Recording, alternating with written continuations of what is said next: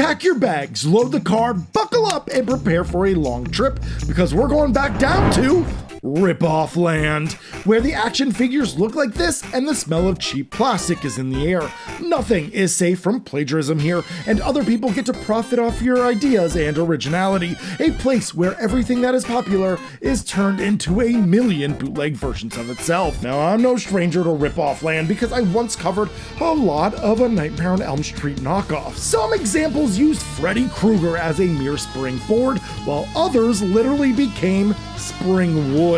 There were some that were so blatant with their plagiarism that Pam from The Office couldn't even spot the difference. Corporate needs you to find the differences between this picture and this picture. They're the same picture. Well, Freddy Krueger wasn't the only one getting shoddy knockoffs. Friday the 13th also got its fair share of cheap imitations. Yeah, this is the Freddy vs. Jason debate that I never thought we'd be talking about. Who has the better knockoffs? Freddy versus Jason.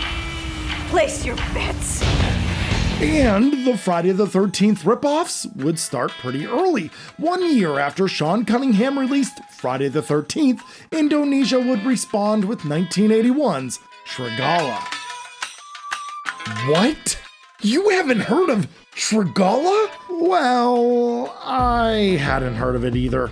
That is, until the good folks at Terrorvision released it on Blu-ray back in 2023. Now, this project is way too big for me to cover on my own, so I'm bringing my good friend Steve from Retro Analog Entertainment on board to help me cover this one. Thank you so much, Seth, for inviting me to join you on this video. As you know from my channel, I'm a diehard fan of horror movies, and I love slasher movies in particular. And this one is such a unique slasher, an Indonesian Friday the 13th knockoff. I'm so excited to discuss this with you. Steve, had you heard of Srigala before Terrorvision announced that they were releasing it? You know, I'd never actually heard of this movie before. I always knew there were Friday the 13th ripoffs from other countries, but I'd never actually seen any of them before. That's one of the reasons I was so excited to check this out. Same here, buddy. You ended up buying Srigala, right? What made you interested in purchasing it? Not only did I buy this movie, I actually pre-ordered it the day it was announced. I am a huge fan of the Terrorvision Blu-ray label. They consistently put out excellent releases.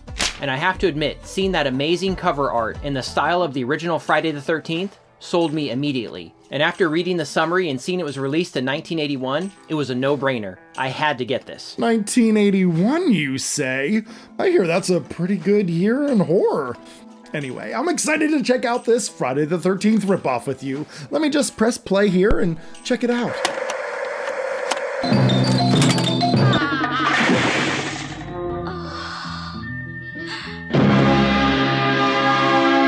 I don't know what I was expecting, but it wasn't that. Let's break it down together though. Welcome to the Hellbound Horror Show.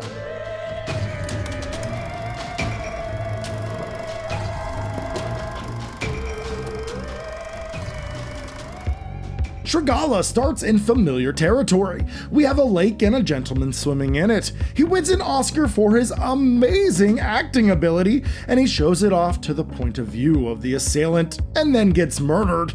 I think his performance took a lot of guts. Three men travel into the woods where they decide to stay in a decrepit old cabin. Now, these aren't just disposable camp counselors you would find in your typical Friday the 13th film, but instead they have a mission. They have a plan to scour the lake to find treasures. Well, their plan is quickly thwarted when three rambunctious teens decide to go to the lake to enjoy some summer fun. The young male treasure hunters find their treasure in the form of the girls. The four of them really hit it off. The older treasure hunter doesn't care for their tomfoolery, and Pano, the comic relief, is upset that his chances with the girls has diminished greatly. While there is a lake, this feels very far removed from a Friday the 13th movie. Are we sure this is a ripoff? We get a near drowning, and instead of trying to save the girl, the guy just decides to punch her in the face to knock her out. We get a high-speed boat chase. Now, I love this boat chase because it honestly is pretty well choreographed, although this one shot ruins it all. There's only supposed to be two boats here, one from the treasure hunters, and the other is from an unknown masked driver. Well, from this one shot, we see the wake from the boat that is actually filming the sequence. It's hilarious. Now, the best part of all of this is that the boat chase ends with a fiery explosion for no reason. My favorite part is when the girls are arguing at night about being too available to the boys. The one girl calls the other a slut, and then we get a kung fu fight. Comes out of nowhere, and it's amazing.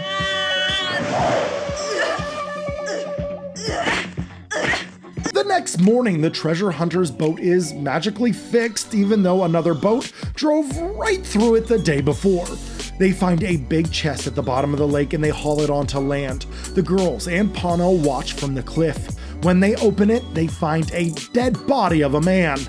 Is that the guy from Creepshow? No. Later that night, our final girl dreams of the moss-covered man in a surprisingly effective nightmare sequence. Steve, we're almost an hour into the runtime of this movie. Are people lying when they say it's a Friday the 13th ripoff? It does seem like, at this point, there's not a whole lot of Friday the 13th in there, doesn't it? I was actually surprised at just how different this film was, and just how much it did its own thing. But just you wait, the Friday aspect is gonna come in with a vengeance. Now, I'm not gonna spoil motivations or legitimate twists, but I do need to talk about the ending because so far, we've had zero resemblances of Friday the 13th. The final act starts with a thunderstorm that forces our girls and Pano to the treasure hunter's cabin. One by one, they get picked off by a mysterious force. Hey, this is starting to resemble a slasher movie. Maybe it's not the most Friday the 13th-y, but it's a slasher near a lake? Well, the plagiarism is at full swing at the end. Trust me, the killer is an older woman, just like in Friday the 13th. The reveal is darn near identical. Some of the shots and sequences are the exact same as well. And just when you think it's all over, we even get the final jump scare.